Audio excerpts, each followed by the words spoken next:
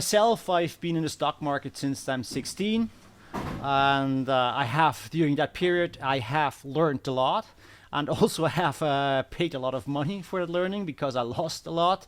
And during that time, I have seen a bunch of people making a lot of money, but also a bunch of people losing a lot of money. And there are several success factors to be successful at the stock exchange. But one thing I really figured out is the key thing, the key element is financial education. And the key reason why people lose and are frustrated in the stock exchange is not having financial education or financial literacy. So therefore, I'm very, very happy to have today with us Olga Miler from Smartpurse. She, and with her company, Smartpurse, she does exactly this, and she even does it a little bit more specifically, especially for women. So Olga, thank you very much for coming. So great to have you. Absolute pleasure to be here, Mark. Thank you so much for having me. So what do you exactly do with Smartpurse? So look, I am a money teacher.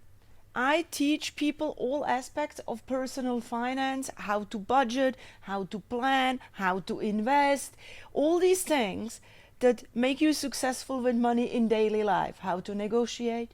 And Smartpurse is an extension, basically provides all of this knowledge in a digital form, right? So we are a money school, we run courses, we have lessons that you can watch online, we have an app where people can learn 5 minutes a day. That's basically what we do. But the one objective is to make you and everybody else smarter with money so that people don't have to pay that much learning mistakes when it comes to all finances.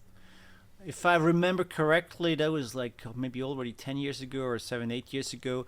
I believe in Switzerland there was a study where they said that it's about only 50% financial literate in Switzerland. Switzerland with a very high education, a high quality education system.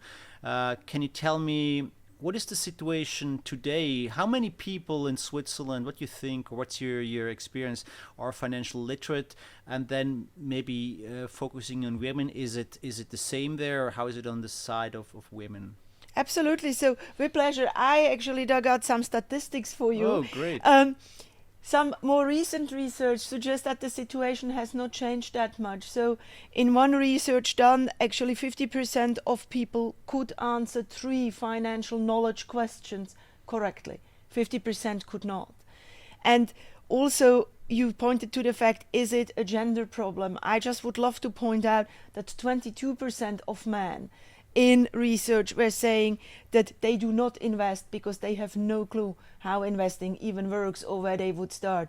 So yes, financial education, I think, is a challenge, and Switzerland, kind of from all the developed countries, is on the lower spectrum when it comes to financial literacy. But then we also don't know that well how good the financial literacy in Switzerland is because it's not being consistently measured. Right? Yeah. And when it then comes to the women, which of course is a target audience very close to my heart, right? In our own research done on over 3,500 people, 6 out of 10 women said it's predominantly the investment instruments that I do not understand very well. So women have great knowledge about budgeting, about negotiation. There the figure has actually improved. But when it comes to the part of investing, this seems to be where most women still are struggling. Certainly more women than men are struggling, and they also therefore do not invest, right? And with that, all the different financial challenges that women have, such as having less money at the age of retirement, potentially having certain pay gaps. There is, without investing, there is no means to make up for it, right? Absolutely, absolutely. Yeah, so that's very interesting. I mean, thank you very much for these figures.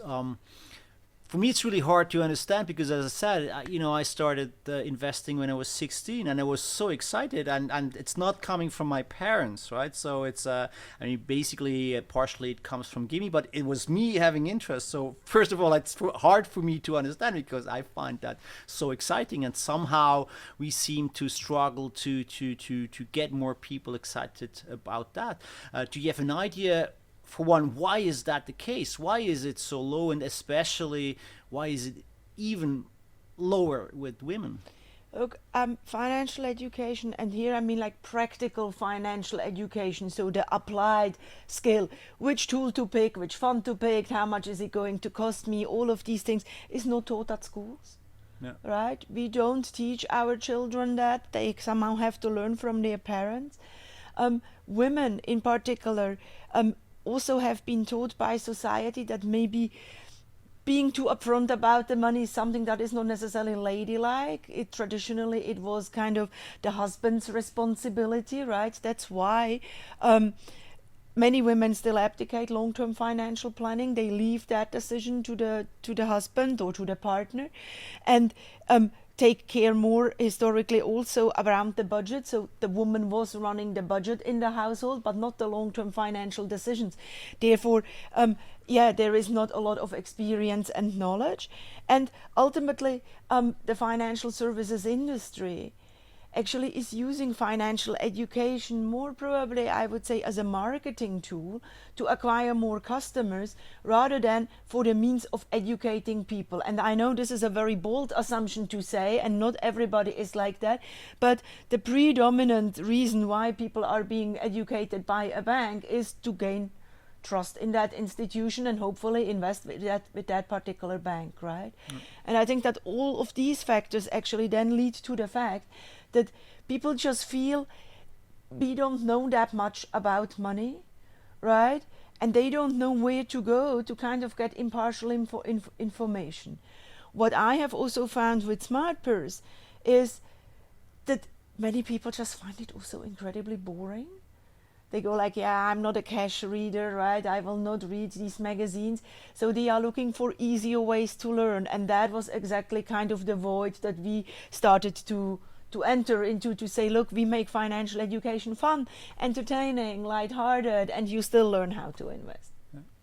Yeah, I mean, it's a good point here, as you said before, right? So it's like something doesn't really go right if we have like over in Switzerland 200 banks, over 2,000 independent asset managers, and somewhat it doesn't work. Still, the financial literacy is very low. I mean, that's crazy, man. Again, as said, I think we are not measuring it consistently, and I think for me it would be a huge pledge that this should be something that we do the PISA study, right, on our children.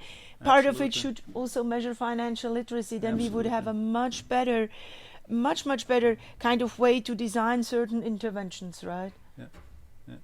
That's also a good thing you mentioned before. It's not provided at schools, and I believe maybe that's really there where it goes wrong, because if you catch the interest right then when you're a bit younger, then it's growing exponential. If you don't do it till you're whatever 30 or whatever, then you might lose the touch with it. So that being said, do you do that yourself, or is that planned that you somewhat also go to schools and really in the education area there? Yeah, we very much want to, and one of the reasons is why we have been preserving the complete impartiality of Smartpurse against all offers of advertising and lead generation and whatever have you, is that you have to be a completely impartial educator in order to be able to enter schools and also to work with corporates, right? Mm-hmm. And we really are the most independent financial educator in Switzerland, and do want to go with some fun, with our app into schools, teach young people, make this more fun, so that they learn how to negotiate pay. They learn about the basic concepts of investing and how to start investing for their retirement. Yeah. And then maybe going back to women, is it a different way how one, because I believe especially there banks were not really successful. I mean, there were a lot of initiatives and still it doesn't really work. Does it need to be different? Do you need to teach women differently? Look, I think it's a very fair question. I think you need to teach differently by learner type. Okay, different people learn differently and better with different methods. I think that is a given. Now, when it comes to teaching personal finance, do you need to teach women differently? I think you need to teach them different topics, because they do have distinct financial challenges, such as the majority of part-time workers in this country happens to be women, right? So teaching about the challenge of part-time work might make a lot of sense to this audience. Naturally, with us, men are also welcome. They just are fewer men working part-time. So we kind of analyzed all the different financial obstacles and challenges that women have. We collected questions from over 10,000 women, what they want to know, what would help them about the subject of money, where they get stuck, and based on that, we're designing our programs. That said, part of the programs are extremely useful, of course, for anyone, people of all genders. For example, how to depict what a fund is costing you. This is not gender specific at all, right? Everybody would like to know how much I'm paying for my investments. So, of course, men and people of all genders are welcome to attend our stuff, but it's built around the distinct financial challenges and obstacles of women. And the same we would love to do for young people, right? What are the financial challenges of a young person, and build the education around this, because only then it is practical. I personally feel very proud about the fact that 7 out of 10 women start to invest having attended a Smartpurse course. Wow, that's an amazing success. I mean, I didn't know that figure yet, so that's really impressive. Congratulations. Yeah, thank you. So that being said, I'm coming to my last questions. I would like to have an outlook for you. I hope it's a positive outlook. How will financial literacy develop? What do you think? How will it look like in like 5 years? I mean, if it works like you just said, like 7 out of 10 now invest, that is really good news. So then we can be optimistic for the future, I hope. I am very optimistic about the future. I think that there is a lot more attention on the topic of financial literacy now. So the awareness is there, right? So people start to engage. I think and I hope that we will have similar development, like people started to put the Pillar 3A into investments, right? And you see how that adoption rate has been increasing, that we will see financial literacy, the levels rising, and with that also people starting to embrace maybe more interesting themes, such as how can I use my money to do good on the planet and invest, for example, sustainably. Not just invest, but invest sustainably, right?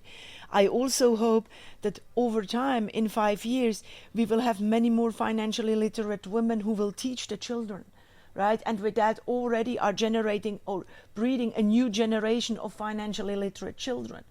Right? Statistically speaking, 9 out of 10 people say the one skill I wished I would have learned at school is budgeting.